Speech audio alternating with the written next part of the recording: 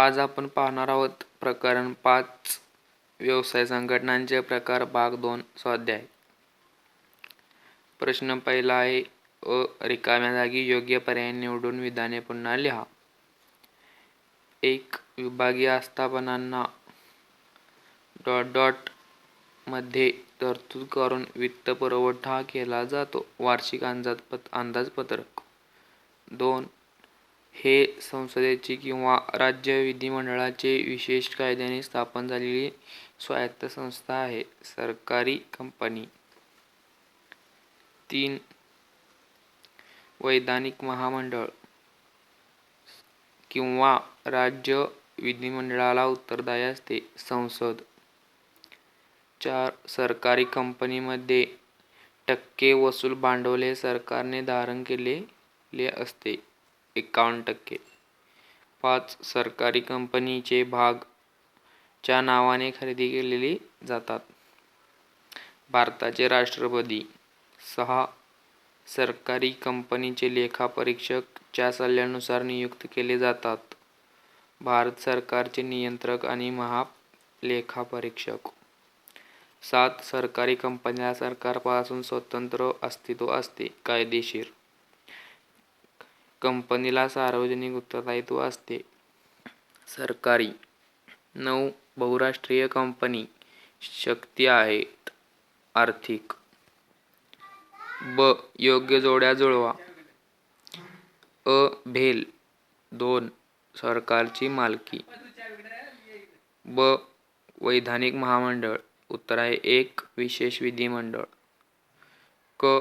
विभागीय आस्थापना. उत्तर आहे 4. सरकारचा अविभाज्य भाग. ड. खाजगी क्षेत्र. उत्तर आहे 5. नफा महत्तमीकरण. ई. सार्वजनिक क्षेत्र. उत्तर आहे 3. सेवा हेतू. क. योग्य शब्द किंवा शब्दसमूह संज्ञा लिहा.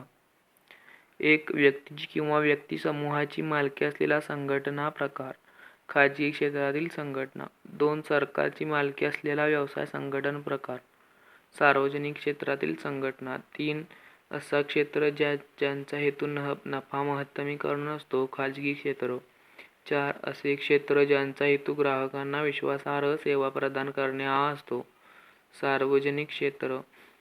5. अशी संस्था ज्यांची मालकी, व्यवस्थापन आणि नियंत्रण हे सरकारचे किंवा 2 सरकारांचे मिळून असते. उत्तर आहे सार्वजनिक क्षेत्रातील संघटना. 6. अशी संस्था ज्यांची मालकी, व्यवस्थापन आणि नियंत्रण आणि वित्तपुरवठा हा सरकारकडून केला जातो. विभागीय आस्थापना. व्यवसाय संघटनेचा सर्वात जुना प्रकार. विभागीय आस्थापना. अशी संघटना जी आपली सर्व कार्ये सरकारचा एक अविभाज्य भाग म्हणून पार पाडतात. विभागीय आस्थापना. याचे पुढचे दोन्हीचेही उत्तर विभागीय आस्थापना आहे. म्हणजे 10व्या पर्यंत. 11 आहे अशी स्वायत्त संस्था जिची स्थापना संसदेचे किंवा राज्य विधिमंडळाचे विशेष कायद्याने झालेली असते, ज्याच्याकडे स्वतःचे अधिकार, कर्तव्ये आणि कार्ये असतात. 13 पर्यंतचे उत्तर आहे वैधानिक महामंडळ. ड. चुकी बरोबर ते लिहा. 1. खाजगी क्षेत्रातील संघटना या व्यक्ती किंवा व्यक्तिसमूहाच्या मालकीच्या असतात. बरोबर. दुसरं सुद्धा बरोबर. तिसरं चूक व चौथं बरोबर. 5 बरोबर 6 चूक. 7 बरोबर 8 चूक. 9 चूक. 10 चूक. गटात न बसणारा शब्द शोधा. 1. भारतीय टपाल, भारतीय railway, bank of India, air India. तर याचे उत्तर आहे बँक ऑफ इंडिया.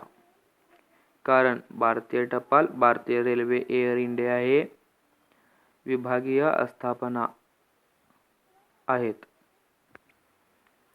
दुसरा आहे आयुर्विमा महामंडळ, reserve bank of India, Bharat heavy electricals limited, ONGC. उत्तर आहे भारत हेवी इलेक्ट्रिकल्स लिमिटेड. याचे उत्तर रिझर्व्ह बँक ऑफ इंडिया येत नाही, भारत हेवी इलेक्ट्रिकल्स लिमिटेड हे येते. कारण आयुर्विमा महामंडळ, रिझर्व्ह बँक ऑफ इंडिया हे अवैधानिक महामंडळे आहेत. 3. Pepsi, Coca Cola, Dabur, Procter and Gamble. याचे उत्तर डाबर येते, कारण Pepsi, Coca Cola, Procter and Gamble हे बहुराष्ट्रीय कंपन्या आहेत. 4. Tata Motors, Hindustan Aeronautics Limited, Steel Authority of India Limited, Gas Authority of India Limited. याचे उत्तर येते टाटा मोटर्स, कारण या सर्व सार्वजनिक कंपन्या आहेत व टाटा मोटर्स ही खाजगी कंपनी आहे. खालील विधाने पूर्ण करा. सरकारी कंपनीला सरकारपासून स्वतंत्र कायदेशीर अस्तित्व आहे. 2. ची मालकी, व्यवस्थापन, नियंत्रण आणि वित्तपुरवठा सरकारकडून केला जातो. विभागीय आस्थापना. 3. ला निर्धारित शक्ती, कार्ये आणि कर्तव्ये असतात. वैधानिक महामंडळ. 4. सर्व सरकारी कंपन्या कंपनी कायदा 2013 नुसार नोंदविल्या जातात. 5. बहुराष्ट्रीय कंपन्या आर्थिक शक्ती आहेत. आता प्रश्न पहिल्यातील आहे ग. एका वाक्यात उत्तरे लिहा. यात सर्व म्हणजे पहिला आहे सरकारी कंपनी म्हणजे काय, विभागीय आस्थापना म्हणजे काय, 3. वैधानिक महामंडळ म्हणजे काय, 4. बहुराष्ट्रीय कंपन्या म्हणजे काय, 5. खाजगी क्षेत्र म्हणजे काय, 6. सार्वजनिक क्षेत्र म्हणजे काय. याच्या व्याख्या आपल्याला फक्त लिहायच्या आहेत. म्हणजे काय, म्हणजे व्याख्या लिहायच्या आहेत. ते आपण पुस्तकात शोधून लिहू शकता.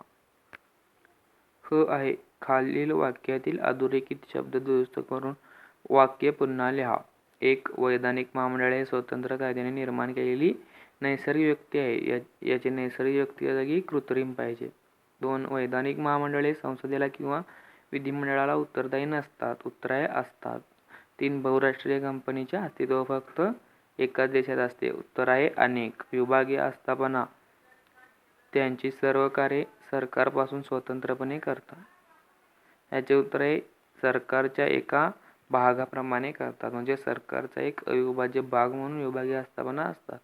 5. खाजगी क्षेत्राचा हेतू हा ग्राहकांना विश्वसनीय सेवा पुरवणे हा असतो.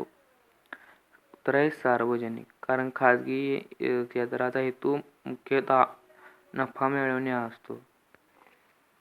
आता प्रश्न दुसरा आहे संज्ञा किंवा संकल्पना स्पष्ट करा. यामध्ये आपल्याला म्हणजे खाजगी क्षेत्रातील संस्था असे म्हणजेच त्याची व्याख्या लिहायची आहे व त्याचे स्पष्टीकरण द्यायचे आहे. पहिला आहे खाजगी क्षेत्रातील संस्था, दुसरा आहे सार्वजनिक क्षेत्रातील संस्था, तिसरा आहे विभागीय आस्थापना, 4. वैधानिक महामंडळे, 5. सरकारी कंपनी, 6. बहुराष्ट्रीय कंपनी. आपल्याला याचे म्हणजेच अर्थ लिहून स्पष्टीकरण द्यायचे आहे. ते आपण पुस्तकात शोधून लिहू, म्हणजेच पुस्तकात सरळ सरळ दिलेले असते ते आपल्याला लिहायचे आहे. प्रश्न तिसरा आहे खालील घटना किंवा परिस्थितीचा अभ्यास करून आपले मत लिहा. 1. क्ष कंपनीमधील भांडवल योगदान पुढीलप्रमाणे. म्हणजे क्ष ही कंपनीचे नाव त्यांनी दिलेले आहे. त्यातील भांडवल योगदान म्हणजेच मध्य प्रदेश सरकारचे 35%, महाराष्ट्र सरकारचे 35% व भारत सरकारचे 30% आहे. तर त्यांनी विचारलेले आहे या कंपनीचा प्रकार कोणता. तर याचे उत्तर आहे सरकारी कंपनी, कारण यामध्ये सर्व भांडवल हे राज्य शासनांचे व केंद्र शासनांचे मिळून आहे. दुसरं आहे या कंपनीची 2 वैशिष्ट्ये सांगा. तर आपल्याला सरकारी कंपनीचे वैशिष्ट्ये पुढीलप्रमाणे. 1. कंपनी कायद्यानुसार नोंदणी. सरकारी कंपनीची नोंदणी ही कंपनी कायदा 2013 नुसार होते. केंद्र सरकारच्या निर्देशानुसार कंपनी कायद्यातील तरतुदी सरकारी कंपनीला लागू होत नाहीत किंवा काही दुरुस्त्यांसह लागू होतात. 2. स्वतंत्र कायदेशीर अस्तित्व. सरकारी कंपनीला सरकारापासून स्वतंत्र कायदेशीर अस्तित्व असते. आता तिसरे आहे या प्रकारच्या कंपनीची उदाहरणे सांगा. तर सरकारी कंपनीची उदाहरणे म्हणजे BHEL भेल म्हणजेच Bharat heavy electricals limited, NTPC national thermal power corporation. तिसरा आहे HMT हिंदुस्तान मशीन टूल्स. अशी विविध आहेत, फक्त आपल्याला मोजकीच उदाहरणे लिहायची आहेत म्हणून मी 3 लिहिलेले आहेत. दुसरा आहे एक कंपनी जिचे नोंदणीकृत कार्यालय सिंगापूर येथे आहे. आणि तिच्या शाखा वाराणसी म्हणजे भारतात आणि हंबनटोटा श्रीलंका येथे आहेत. ही कंपनी यजमान देशाला संबंधित शाखांच्या कार्यालयामार्फत सेल्युलर मोबाईल सेवा पुरवितात. तर पहिला प्रश्न आहे, या संघटनेचा प्रकार कोणता? आता आपल्याला माहितीच आहे की आता इथे त्याचे कार्यालय सिंगापूर म्हणजे त्याचा मुख्य म्हणजे त्याचा कार्यरत त्याचा मुख्य देश म्हणजे सिंगापूर व त्यांनी वाराणसी म्हणजे भारत हा दुसरा व श्रीलंका हा तिसरा देश, या 3 देशात ती कार्य करते. म्हणजेच तिला जागतिक अस्तित्व आहे म्हणून ती बहुराष्ट्रीय कंपनी आहे. म्हणून या संघटनेचा प्रकार बहुराष्ट्रीय कंपनी हा आहे. आता दुसरा आहे, या संघटना प्रकारावर आपले मत द्या. तर आपल्याला आता याचे उत्तर लिहायचे आहे. एकाच वेळी एकापेक्षा जास्त देशात कार्य करणारी कंपनी बहुराष्ट्रीय कंपनी असते. बहुराष्ट्रीय कंपनीने स्वतःच्या देशाव्यतिरिक्त कमीत कमी एका इतर देशात सोयी सुविधा आणि इतर मालमत्ता निर्माण केलेल्या असतात. अशा कंपनीची कार्यालये आणि कारखाने विविध देशात असतात. तिसऱ्यातील म्हणजे त्यांनी प्रश्न म्हणजे पहिला दिलेला आहे, स्वयंवित्त पुरवठा अधिकार प्रदान आणि सरकारचा अविभाज्य भाग म्हणून सरकारकडून चालवल्या जाणाऱ्या व्यवसाय संघटनेचा प्रकार सांगा. याचे उत्तर आहे विभागीय आस्थापना. 2. या संघटन प्रकाराचे 2 गुण स्पष्ट करा. म्हणजे आपल्याला आता विभागीय आस्थापनाचे कोणतेही 2 गुण लिहायचे आहेत. तर पहिला आहे प्रत्यक्ष नियंत्रण. विभागीय आस्थापनामध्ये उपक्रमांवर प्रत्यक्ष आणि संपूर्ण नियंत्रण सरकारचे असते. 2. सरकारकडे थेट महसूल. विभागीय आस्थापनांचा महसूल सरकारी तिजोरीत थेट जमा केला जातो. आता चौथे आहे, केंद्र सरकार संसदेत विशेष कायदा करून व्यवसाय संघटनेची स्थापना करते, जिला प्रशासनात स्वायत्तता असते आणि ही संघटना संसदेला उत्तरदायी असते. तर याचे उत्तर आहे म्हणजेच पहिला प्रश्न आहे, याचा व्यवसायाचा कोणता संघटना प्रकार आहे? उत्तर आहे वैधानिक महामंडळ. दुसरा आहे, या संघटनेची 3 वैशिष्ट्ये सांगा. आता आपण पुस्तकातील या संघटनेची कोणतेही 3 वैशिष्ट्ये लिहू शकता. तिसरा आहे, या संघटना प्रकाराचे एक उदाहरण द्या. आता आपण यातील कोणते एक उदाहरण देऊ शकतो? भारतीय रिझर्व्ह बँक RBI. प्रश्न चौथा आहे, फरक स्पष्ट करा. आता हे फरकाचे सर्व जे म्हणजे ज्यांनी प्रश्न दिलेले आहेत ते आपला धडा संपल्यावर फरक म्हणून लिहून चौकोन करून त्यात फरक दिलेले आहेत ते आपण लिहायचे आहेत. आता प्रश्न 5वा आहे, खालील प्रश्नांची थोडक्यात उत्तरे लिहा. पहिला आहे, विभागीय आस्थापनाची कोणतीही 4 वैशिष्ट्ये स्पष्ट करा. आता पुस्तकात आपल्याला विभागीय आस्थापनाचे वैशिष्ट्ये दिलेले आहेत, त्यातील आपल्याला कोणती 4 लिहायची आहेत. तसेच वैधानिक महामंडळाची 4 वैशिष्ट्ये, बहुराष्ट्रीय कंपनीचे 2 दोष स्पष्ट करायला सांगितलेले आहेत. आपल्याला त्यातील दोष लिहायचे आहेत, कोणतेही 2 बहुराष्ट्रीय कंपनीचे. चौथा आहे, सरकारी कंपनीचे कोणतेही 4 गुण स्पष्ट करा. आता जे गुण सरकारी कंपनीने दिलेले आहेत त्यातील आपल्याला कोणतेही 4 गुण स्पष्ट करून लिहायचे आहेत. प्रश्न 6वा आहे, खालील विधाने सकारण स्पष्ट करा. 1.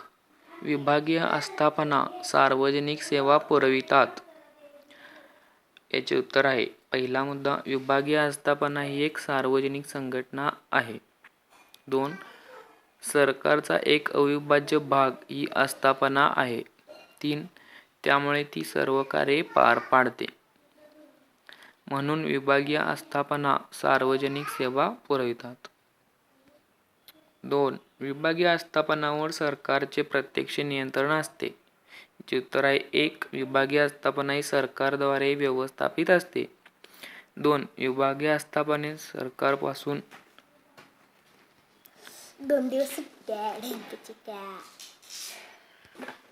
सरकारपासून स्वतंत्र कायदेशीर अस्तित्व नसते. 3. आस्थापनेच्या संबंधित खात्याच्या मंत्र्यांद्वारे कामकाज पाहिले जाते. म्हणून विभागीय आस्थापनावर सरकारचे प्रत्यक्ष नियंत्रण असते. 3. वैधानिक महामंडळात राजकीय हस्तक्षेप नसतो. 1. वैधानिक महामंडळ ही एक स्वायत्त संस्था असते. 2. वैधानिक महामंडळ ही एक कायद्याने निर्माण केलेली कृत्रिम व्यक्ती असते. 3. तिला स्वतंत्र कायदेशीर अस्तित्व असते. 4. महामंडळाच्या कामकाजात हस्तक्षेप करण्याचा अधिकार संसदेलाही नसतो. म्हणून वैधानिक महामंडळात राजकीय हस्तक्षेप नसतो. 4. वैधानिक महामंडळात व्यावसायिक व्यवस्थापन असते. 1. वैधानिक महामंडळाला एक स्वतंत्र कायदेशीर अस्तित्व असते. 2. महामंडळात कर्मचाऱ्यांची भरती आणि व्यवस्था महामंडळाने ठरवलेल्या नियमांद्वारे होते. 3. कर्मचाऱ्यांची कार्यक्षमता टिकून राहण्यासाठी ते चांगल्या सुविधा व सेवा शर्ती प्रदान करतात. 4. त्यामुळे महामंडळात कुशल, तज्ज्ञ, व्यावसायिक अधिकारी व कर्मचारी असतात. म्हणून वैधानिक महामंडळात व्यावसायिक व्यवस्थापन असते. 5. बहुराष्ट्रीय कंपनी स्थानिक मक्तेदारी संपविण्यास मदत करतात. उत्तर आहे 1. बहुराष्ट्रीय कंपनींच्या स्थापनेमुळे यजमान देशामध्ये स्पर्धा वाढते. 2. त्यामुळे स्थानिक मक्तेदार त्यांच्या किमती कमी करतात. तिसरा मुद्दा आहे किंवा ते त्यांची उत्पादने दर्जेदार बनवितात. त्यामुळे बहुराष्ट्रीय कंपनी स्थानिक मक्तेदारी संपविण्यास मदत करते. 6 आहे बहुराष्ट्रीय कंपनीला जागतिक अस्तित्व असते. उत्तर आहे 1. बहुराष्ट्रीय कंपनी ही एकाच वेळी जास्त देशात कार्य करते. 2. बहुराष्ट्रीय कंपनीला स्वतःच्या देशाव्यतिरिक्त कमीत कमी एका इतर देशात मालमत्ता व सोयीसुविधा असतात. 3. अशा कंपनीची कार्यालये व कारखाने विविध देशात असतात. म्हणून बहुराष्ट्रीय कंपनीला जागतिक अस्तित्व असते. 7. बहुराष्ट्रीय कंपनीकडे आर्थिक बलाढ्य शक्ती असते.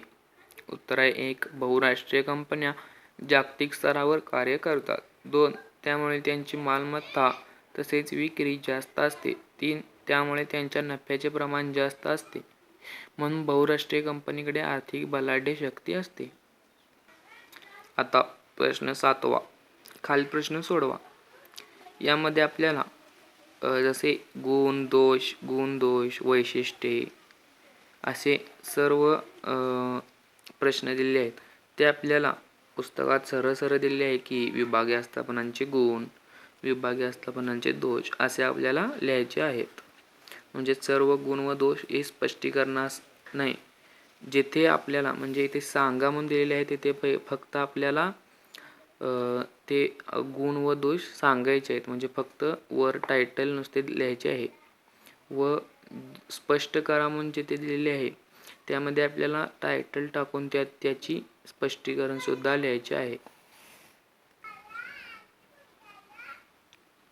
आता इथे आपल्याला दिलेले आहे इथे सर्व विषद करा म्हणजे स्पष्ट करा असे आपल्याला वैशिष्ट्ये येते. वैशिष्ट्य वगैरे फक्त सांगायचे नाही तर ती म्हणजे लिहून त्याचे स्पष्टीकरण लिहायचे आहे. तर काही त्रुटी आढळल्या असल्या तर कमेंट करून सांगा. धन्यवाद.